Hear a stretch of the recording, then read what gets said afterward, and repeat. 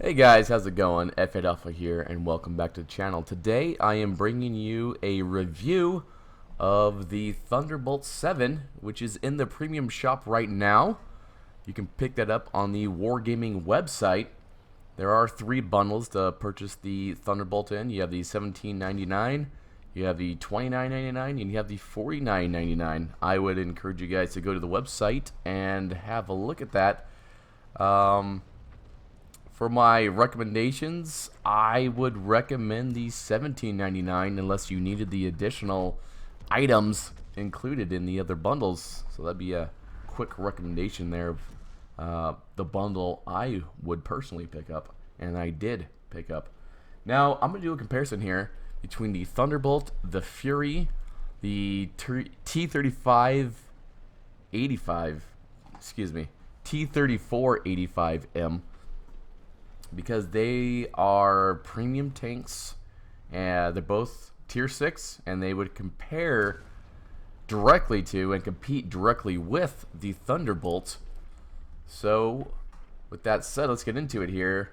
I do have a gun rammer, vents, and a stabilizer on the Fury and on the Thunderbolt.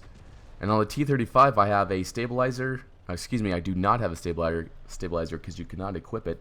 I have a gun rammer, I have coated optics, and I have ventilation. Now on all 3 tanks in this comparison, I am running Brothers in Arms. So if you're wondering how I got these DPM numbers or train resistances, keep that in mind. So let's look at DPM here. The Thunderbolt is the lowest when it comes to DPM. It has 2,344. The Fury has the highest DPM with 2,557, and the T-34M is in the middle ground with 2,540. So basically the Thunderbolt is 200 DPM lower than the Fury or the T-34-85. Now when it comes to penetration, the T-35 has them both beat, has both the Fury and the Thunderbolt beat. It has 144 millimeters of penetration and 180 alpha damage per shot, where the Fury and the Thunderbolt both are running the same gun, so they have the same values. They both have 128 millimeters of penetration and 115 damage per shot. So just keep that in mind, that the T-34-85M will hit harder and can penetrate the targets a little bit easier than the Thunderbolt or the Fury. A quick note would be the gun handling, the aim time. The Thunderbolt has the best aim time of 1.9. The T-34-85 has a aim time of 2.0. And the Fury has an aim time of 2.1. Now, these are all great values. Now, mind you, this is with the equipment I mentioned earlier and Brothers in Arms equipped on these tanks. The Fury and the Thunderbolt have the best depression of the bunch here.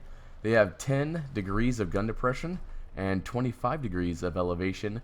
The T-34-85M lacks or runs behind with only 7 degrees of gun depression and 25 degrees of elevation. So when it comes to hill fighting or looking down at your targets and using your frontal armor most effectively, the Fury and the Thunderbolt will be a little bit better at that. Next, we're going to look at mobility. The Thunderbolt and the Fury basically have the same top speed of 42.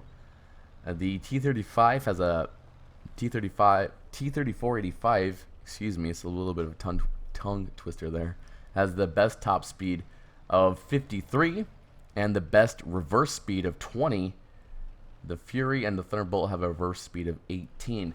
Now, the Thunderbolt and the Fury, while they might be very similar in appearance and what they do, they're both American mediums.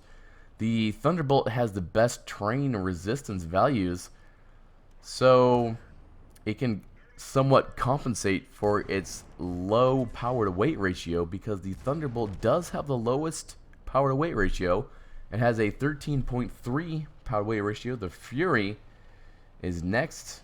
It's in the middle with 14.3, and the T-3485M has the best power to weight ratio of 15.3. But like I said, the train resistances favor the Thunderbolt. Now next we're going to look at what makes the Thunderbolt special, what makes it shine out of the group here, and that would be the armor. The hull armor is 123 millimeters. The turret armor is 63.5. However, that does not take into the account the little bit of spaced armor that's on the front of the Thunderbolt. The turret spaced armor is what I'm speaking about here. The Fury has 63 millimeters of hull armor, and the T-3485 has 75 millimeters of hull armor. So Thunderbolt basically has them doubled when it comes to hull armor. Now mind you, that is sloped back on the Thunderbolt at a 45-degree angle, so that gives anywhere from 140 to right under 200 millimeters of protection, depending on how you're angling and how the angle that the shell is hitting the tank at is. So that is where the Thunderbolt basically shines, is in the armor. It is a little bit slower when it comes to, say, traveling up a hill or up a grade. It's going to lag behind the other tanks in this comparison. But going downhill, it's going to be the same as the Fury. Obviously, it's going to be slower than the T-3485. Well, let's go ahead and have a look at the credit earning potential here with this. So, as you can see here, we made 64,000 credits. We made 3.6K experience here. We came in third for experience and third for damage here. Now, one thing I wanted to highlight with this would be the fact that I did have personal reserves running here, and you can see the high experience and the high credit earning potential here. But like I said, I did have the reserves running, so keep that in mind. I had the credits, additional 50% credits, the crew training, and the additional experience for the personal reserves running. But you can see the numbers. You can see how well this thing did, and I did not even have an exceptional game. It was just a, I guess, a decent game, you would say, in this. So with that said, guys, I would recommend the Thunderbolt. I think it's a great addition to World of Tanks. Step in the right direction. Armor does give you more options. So with that said, guys, I am F8 Alpha, and I will catch you guys next time.